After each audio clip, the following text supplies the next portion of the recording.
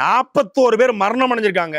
நான் இப்பவும் சொல்றேன், நான் நீதிமன்றம் வந்து கூட சொல்ல தயாரா இருக்கிறேன். அருணா ஜெகதீசன் ஆணையத்திரம் கூட வந்து சொல்ல தயாரா இருக்கிறேன். எங்கிட்டே அவ்வளவு ஆதாரங்கள் இருக்கிறது. காலையில 12:45 வருவதாக தமிழக வெற்றி கழகத்தினுடைய தலைமை நிலைய அறிவிப்பு வந்தது. ஆனா இவன் அனுமதி கேட்டது 3 மணில இருந்து 7 மணி வரைக்கும். 3 மணில இருந்து 7 மணி வரைக்கும் காவல்துறை அனுமதி கேட்டுட்டு எதுக்கு 12:45 என்று போஸ்ட் போட வேண்டும்? இதுலதான் அந்த சதி தொடங்குது. நீங்க 3 மணினா 3 to 10 கேக்குறீங்க. அப்ப 3 to 10 உங்களுக்கு தெரிஞ்சிருச்சு. 3 to 10 எப்பனாலும் விஜய் வருவாருன்னு தெரிஞ்சிருச்சு. அப்ப எதுக்கு 12:45 போஸ்ட் போட்டீங்க? கரூர் முழுக்க 12:45 வருவார்னு எல்லா ஊடகமும் சொன்னது. 12:45 வருவார்னு காலையில 8 மணில இருந்து மக்கள் நின்னானா நிக்கலையா? அப்ப அதுக்கு யாரு காரணம்? தாவேக்காவுடைய தலைமையும் தாவேக்காவோட பொறுப்பாளரும் காரணம். சரி, 8 மணில இருந்து கூட ஆரம்பிக்கிறான். கொஞ்சம் ஒரு 500, 300, 400 வாரான். 2:45 தான் அவர் நாமக்கலுக்கு வர்றாரு. ஆனா 8:45 நாமக்கல் எப்படி போட்டீங்க?